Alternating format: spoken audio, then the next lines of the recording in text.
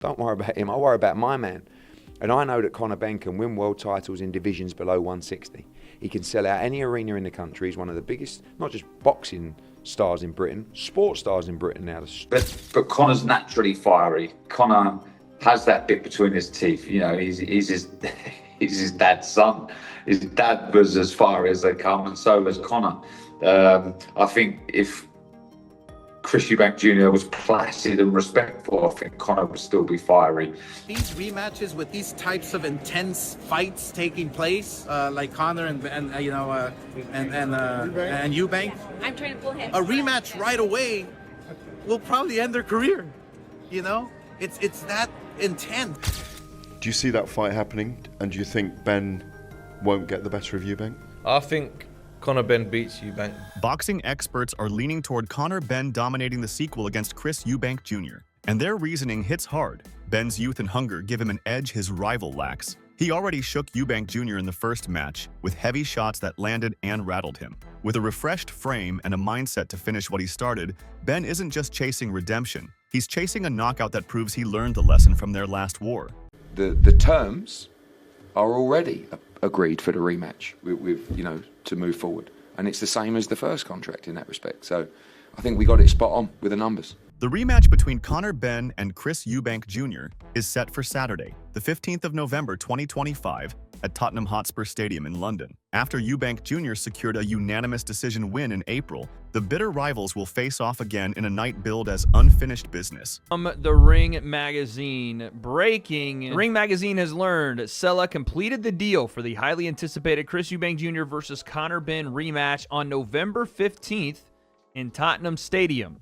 The event will be presented as The Ring, unfinished business. Not gonna lie, they kind of did finish the business the first time around. I mean, Chris Eubank Jr. won, but it was a great fight. It was probably fight of the year or one of the fights of the year. What we've seen this year in 2025. But that being said, it was interesting, and there was always supposed to be a rematch clause, so we're running it back. Also, the event will be promoted by Sella and sponsored by Riyadh Season and The Ring Magazine. Here is the article. First it was off, then on, then off again. Now the rematch between Chris Eubank Jr. and Conor Benn is officially back on. The Ring has learned the deal to see them run it back from their April 26th showdown was completed through Sella on Tuesday. They will have approximately 3 months to prepare for their sequel to take place on November 15th.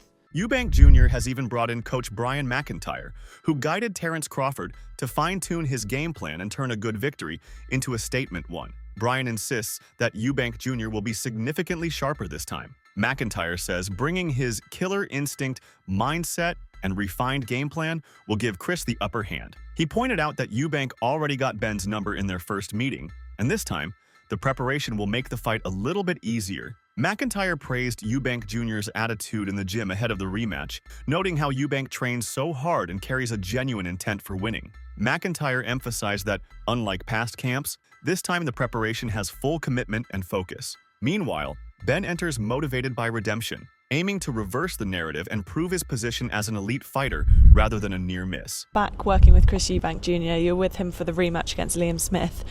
How did it come about, you coming back into camp with him for this one? Well, while we was finishing up with Crawford, Chris's guys, they hit me up maybe a month out and asked me would I be, interested. I told them, of course, right away, because I felt like that me and Chris got a good repertoire together, we got a good relationship, and we come out with good results whenever we hook up. Yeah, that's what I was going to ask, actually. What made you jump straight back into it? I asked Chris almost the same question about you, what it was that he wanted to work with you for. What is it about Chris that you particularly enjoy training or working with? Well, one thing about Chris when it comes to boxing is he's definitely got dog in him. Even though he maybe got 2 or 3 losses, he fights to the nail. He fights to the end, tooth and nail.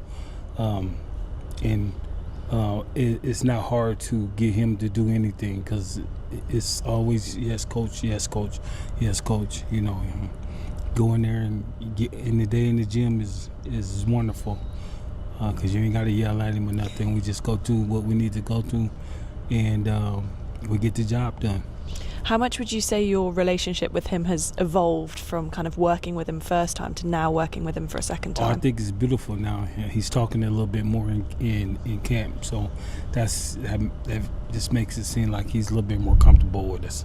British middleweight contender Hamza Shiraz has expressed confidence in Conor Benn's chances against Chris Eubank Jr. in their rematch. Shiraz, who has shown interest in facing Eubank Jr. himself, believes that Benn's aggressive approach and high-pressure style could be the key to victory. Won't get the better of Eubank? I think Conor Benn beats Eubank, but I kind of need Eubank to win. Do you know what I mean? For myself, from a selfish perspective, I need him to win. Did you want to fight him? Yeah, exactly. Would it be the first defence if you win that, or when you win that WBC title? Is that someone that you would choose? 100%. 100%. As long as obviously everyone's okay with it, it'd be that. I mean, why not? It'd be the biggest fight for me next in boxing, and I haven't got long left in the 160-pound division, so it's not me going on about taking certain defences. It's all about just fighting the big fight. Dave Coldwell discussed the rematch between Chris Eubank Jr. and Conor Benn on TalkSport, providing a deep analysis of both fighters. While he acknowledged that Eubank Jr. should theoretically have the advantage due to his size, he also pointed out significant concerns that could favor Benn. Despite this, he emphasized that Benn's relentless pace and ability to land clean shots could be dangerous, especially if Eubank struggles with the weight cut. While Coldwell hesitated to make a final prediction, he suggested that Benn has a real chance, particularly if Eubank Jr. fatigues late in the fight. He concluded that if Eubank Jr. is not at his best, Benn could capitalize, making this a truly unpredictable and exciting matchup. Got a favourite. I think the bigger man should win, but the bigger man's he's not great himself. You know, when we talk about a good big and beats a good little man, listen, you've got to remember, Eubank's not great.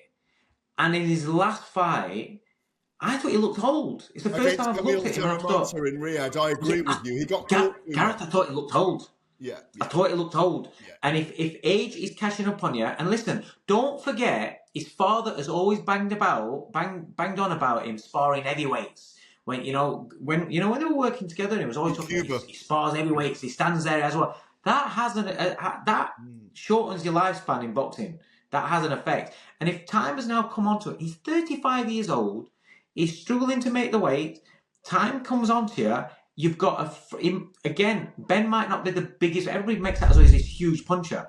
Eddie Hearn has pointed out that Conor Benn is at a significant disadvantage in this fight. He has to move up 2 weight divisions, which could heavily impact his performance. Fighters who move up in weight often struggle with adjusting to the additional power, endurance, and physicality of naturally bigger opponents. Benn will be facing Chris Eubank Jr., who is comfortable at this weight class, making it an uphill battle. Many boxing professionals view the fight as a mismatch due to the significant weight class differences between the two fighters. The concern centers around Benn moving up 2 weight divisions to face Eubank Jr., who has been competing at a higher weight class for most of his career. This leap raises questions about Benn's ability to handle the physical demands and power at the super middleweight level. The consensus is that size and weight advantages often play a crucial role in determining the outcome of a bout, potentially tilting the scales in favor of Eubank Jr. When Kell Brook went up to fight Gennady Golovkin at middleweight, guess what? There was a hydration clause with the IBF, and Gennady Golovkin makes it absolutely easily,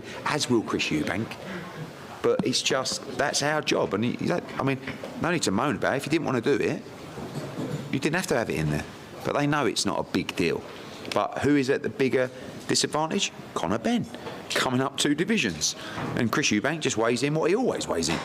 You know, that whole, they're stripping him down to 160. It's his fucking weight. I don't understand. Stop listening to Simon Jordan.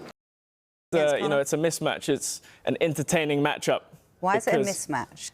Because of ability, because of weight classes. Chris Jr. is a middleweight and a super middleweight. You know, he's naturally a super middleweight. So, he's having to starve himself to come down and, with all the catch weights and all of this stuff, it's a mismatch. Okay. He is operated at world level. He's been in with the likes of George Groves and, the list goes on. It's a mismatch in ability and weight class. Spencer Fearon, a respected boxing analyst, highlights the deep-rooted history between the Eubank and Benn families. He emphasizes that the rivalry, which began with their father's legendary bouts, adds a compelling narrative to the fight. Fearon notes that this generational continuation has captured the public's imagination, making it a highly talked about fight. The historical context not only adds intrigue, but also places additional pressure on both fighters to uphold their family legacies. The historical context not only adds intrigue, but also places additional pressure on both fighters to uphold their family legacies. Spitefulness and the hatred that he has, and I know when you really dislike someone, it brings something out of you. But you know, I'm looking forward to that fight for the simple fact is like that event within itself is fantastic because it's crossed over. Lots of people are talking about it. Everywhere you go, people are talking about it. There was nothing wrong with that. That's absolutely excellent. And plus, I can remember when the two fathers first fought, and the second time is when they fought in October of of '93. But when the fathers first fought, when they first went at it, I remember that fight clearly in my head. It was a Sunday night. It was at November 18th, 1990, and it was like it seemed like the world stopped to watch that fight. And this has drawn something from it because everybody's talking about it. And fair play to both men. They're selling the fight really well, which is genuine. It's not orchestrated. Oh, you're going to do this. No, it's proper. So I'm looking forward to that fight. May the better man win. Carl Froch has shared his thoughts on Conor Benn, calling him a great young man, but emphasizing that he has not fought top-tier competition. According to Froch, Benn is still unproven at the highest level and has not demonstrated the boxing skills necessary to dominate in elite matchups. He also mentioned that Benn has not been active in the ring for the last 3 years, which could negatively impact his ability to perform against a fighter of Eubank's caliber. But Conor Benn, I mean, this is a guy that's not fought in Britain for 3 years. I think his last fight was in April 2022. And every time he talks, every time he gets in Chris Eubank's face over the last couple of days, I do feel for him a little bit. Can I first just say that Conor Benn, I know him and I've met him a few times, and he's such a nice kid, such a lovely, lovely young man. And when I say that, I don't mean he's lovely and that. He's obviously a fighter and he wants to get in there and he wants to do some damage and hurt his opponent and get the knockout, and that's how he fights, and he's exciting when he fights. But he's not fucking fought anybody. And he's talking like a roadman killer. He's not been busy, he's fought no one. And can you answer me a question as well? What's happening with this drug testing issue? Is he banned? Is he serving a ban? Is there any official news? Because as far as I know, he's still not got a British Boxing Board of Control licence to fight. He still can't box. So does anybody know? Let me know in the comments. Is Conor Benn serving a ban and it's a silent ban? They're not telling us about it.